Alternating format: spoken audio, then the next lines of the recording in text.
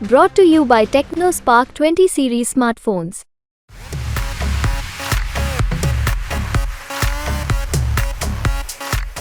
आज जो है इलाहाबाद यूनिवर्सिटी का ऑक्सफोर्ड ऑफ द ईस्ट कही जाती थी।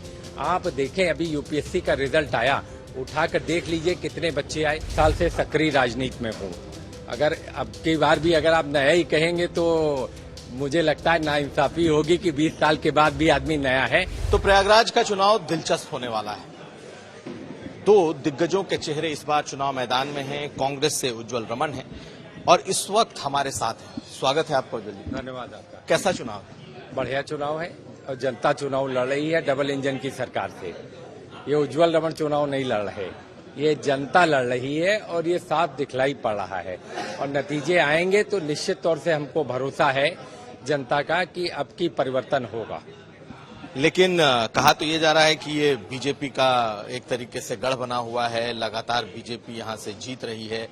आप इस बार कांग्रेस पार्टी से चुनाव मैदान में उतरे हैं, जबकि मूलतः आप समाजवादी रहे हैं। इंडिया गठबंधन एक परिवार है, परिवार के लोग इधर से उधर से चुनाव लड़ते रह रहे हैं, तो ये परिवार का मामला है। और मेरा मानना है कभी ये समाजवादियों का कांग्रेस का गढ़ रहा है, ये भारतीय जनता पार्टी का प्रयागराज कभी गढ़ नहीं रहा। कभी समाजवादियों की और कांग्रेस की ये भूमि रही।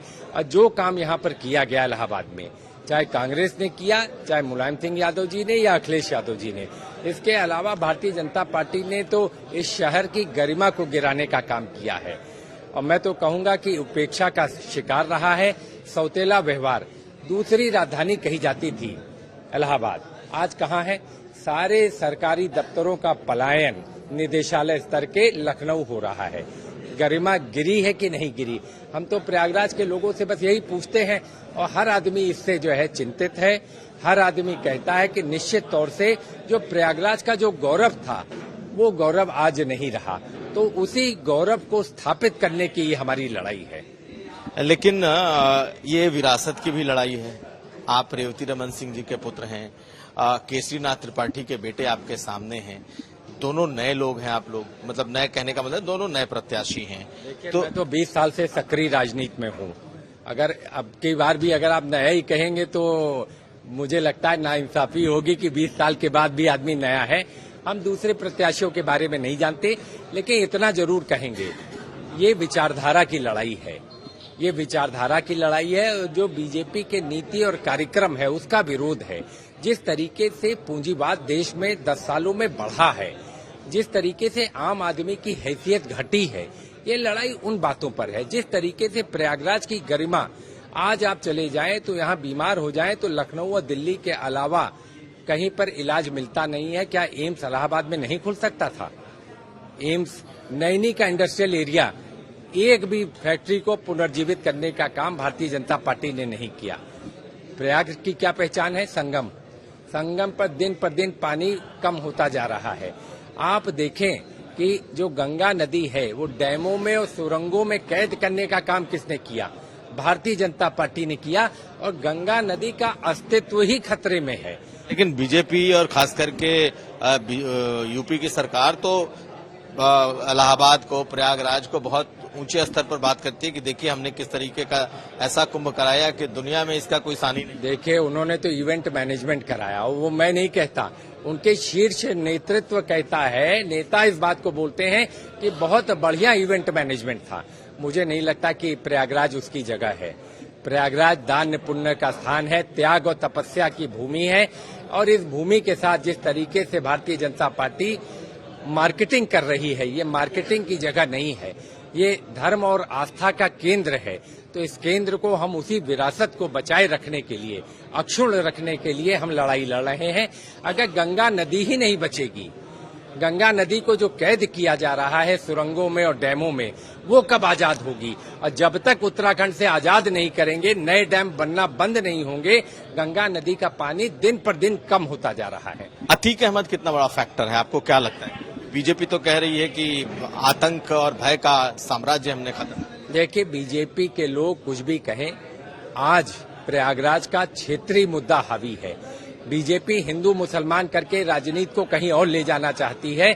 मैं तो कहता हूं कि प्रयागराज की गरिमा जब गिरी, 5 दफ्तर जब लखनऊ गए, पुलिस हेडक्वार्टर जब लखनऊ उठकर गया, तो किसी मंत्री, किसी और जनप्रतिनिधि ने इस पर आवाज क्यों नहीं उठाई?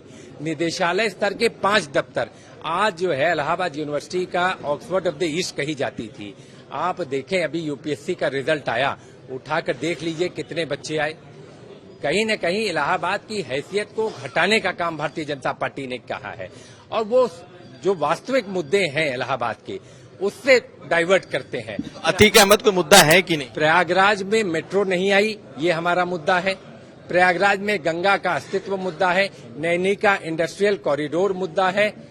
ये सब मुद्दा है कि, और जब देश के प्रधानमंत्री नहीं हुए थे तो उन्होंने कहा था कि हम इसको पुनर्जीवित करेंगे, लेकिन आज तक एक भी फैक्ट्री चालू नहीं हो पाई। महंगाई मुद्दा है, बेरोजगारी मुद्दा है, ये मुद्दा है। बीजेपी उसको डाइवर्ट करना चाहती है। चुनाव ये जनता भी समझ चुकी है, जनता भी प्रयागराज की समझदार जनता है, राजनीतिक जनता है। राजनीतिक चेतना जितना यहाँ है शायद किन्हीं शहरों में हो। तो इसलिए मुझे विश्वास है कि जनता आपकी पूर्ण समर्थन देगी, गठबंधन को, इंडिया गठबंधन को जिताएगी, कांग्रेस समाजवादी पार्टी को जिताएगी और आगे बढ़ाने का काम करेगी। मेरा फिर से एक सवाल है, वही सवाल, इस मुद्दे पर आप सुन रहे हैं कि नहीं? लोगों में ये चर्चा है कि नहीं कि अतीक अहमद के साथ की जिस तरीके से मौत हुई, ये किसी तरीके का मुद्दा है आपके?